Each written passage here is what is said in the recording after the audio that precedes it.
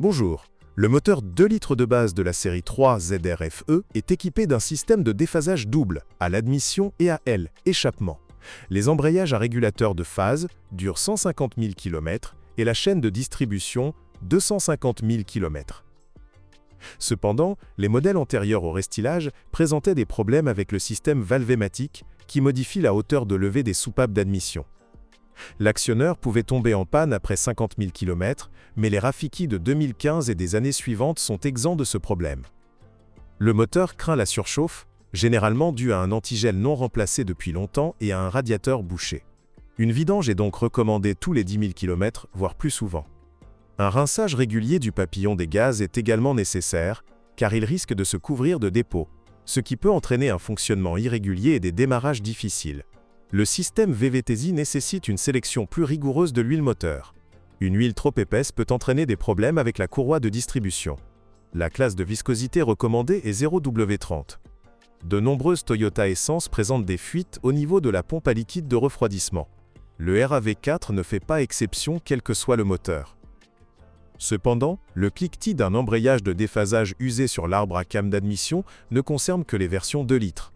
Ce problème ne se pose pas sur le moteur 2 5 litres 2 ARFE, et les joints de vilebrequin ne fuient pas non plus. Sur le moteur essence 2 5 litres, le fonctionnement de la pompe de refroidissement était instable. Elle fuyait assez souvent. Le moteur diesel 2 litres de la série 2AD, développant 150 chevaux, a été adapté. Le filtre à particules a été supprimé, et l'équipement de carburant a été recalibré simultanément. Mais cela n'a pas amélioré la fiabilité du moteur. Les injecteurs durent rarement plus de 100 000 km, et ensuite, ils tombent en panne les uns après les autres. Malgré le calibrage, les injecteurs sont responsables de débordements de carburant. En conséquence, les pistons brûlent et l'huile vieillit rapidement, laissant les particules de diesel pénétrer dans les segments. Le lubrifiant dilué dans le diesel ne protège pas correctement les paires de frottement. Depuis été 2015, d'autres injecteurs ont été installés, mais ils se sont avérés peu plus fiables que les précédents. Le joint de culasse perd son étanchéité après environ 150 000 km. La cause en est le manque de rigidité du bloc, qui est couvert de micro-fissures au niveau de la jonction avec la culasse. Une consommation excessive d'huile et d'antigel s'ensuit. Résultat, les pistons sont recouverts de dépôts de carbone et le moteur peut être endommagé. La transmission manuelle japonaise, fiable, est uniquement compatible avec les versions 2 litres. L'embrayage offre ici une autonomie allant jusqu'à 200 000 km. Les variateurs Aisin des séries K111 et K111F peuvent durer jusqu'à 250 000 km, à condition d'être utilisés en ville sans difficulté, sans conduite tout-terrain et avec des vidanges régulières. Cependant, les CVT tombent généralement en panne après 150 000 km. Le plus souvent, ce sont les roulements de support d'arbres qui sont défectueux. Lors de l'achat, il est important de disposer d'un bon diagnostic avec un scanner, pour détecter les erreurs éventuelles et les paramètres de fonctionnement de base, d'un système de surveillance de couche, état de l'huile et d'un essai de fonctionnement du crossover dans différents modes afin de détecter les bruits et les à-coups. Les anciennes versions essence et diesel du RAV4 étaient équipées d'une hydromécanique modifiée, issue de la Camry, avec un convertisseur de couple renforcé et un logiciel mis à jour. La boîte de vitesse a une longue durée de vie, à condition que les radiateurs soient propres et l'huile neuve. Il est recommandé de la remplacer tous les 60 000 km.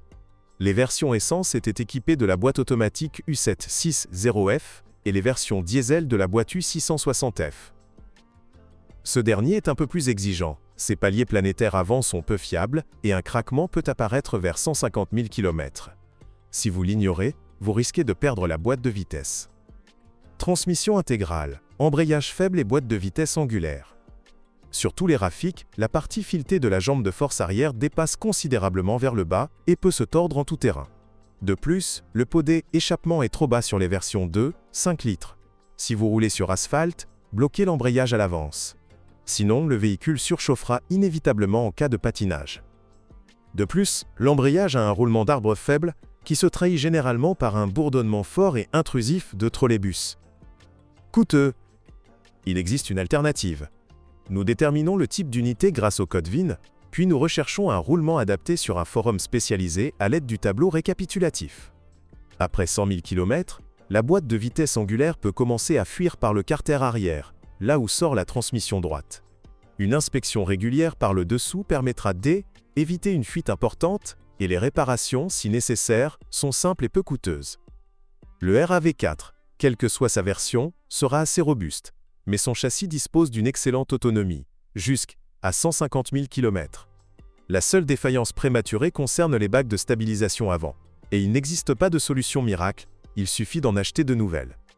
Après le restylage de 2015, le crossover a été équipé de ressorts plus souples, d'amortisseurs reconfigurés et en même temps d'un sous-châssis plus rigide, doté de saillants blocs plus grands. Le degré d'usure des bagues de stabilisation avant se détermine à l'oreille, lors de la conduite sur chemin de terre à basse vitesse. Lors de l'achat d'une pièce de rechange, soyez plus prudent. Des bagues de diamètre différents ont été installées sur les véhicules.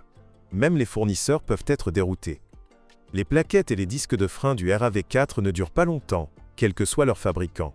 La limite de durée de vie est de 20 000 km pour les premiers et de 40 000 pour les seconds.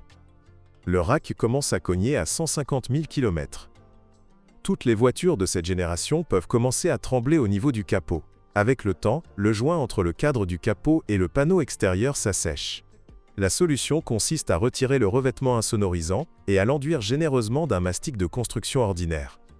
Un autre problème rencontré par les voitures des premières années de production est la présence de longues fissures sur le pare-brise. La cause probable est un petit nombre de points de soudure sur le cadre du verre. Sur les crossovers restylés, les coques des feux arrière peuvent commencer à se fissurer en raison des contraintes internes du boîtier. Depuis mai 2018, de nouvelles optiques sont utilisées. L'intérieur du RAV4 est plutôt bon marché. Le plastique est généralement dur et la moitié des boutons ne sont pas rétroéclairés. L'âge des voitures se révèle rapidement à la sellerie usée des sièges et à la tresse du volant. Le RAV4 idéal est celui avec un moteur de 2,5 litres, mais vous devez regarder et vérifier le kilométrage. Ces moteurs sont souvent remis en état avant la vente.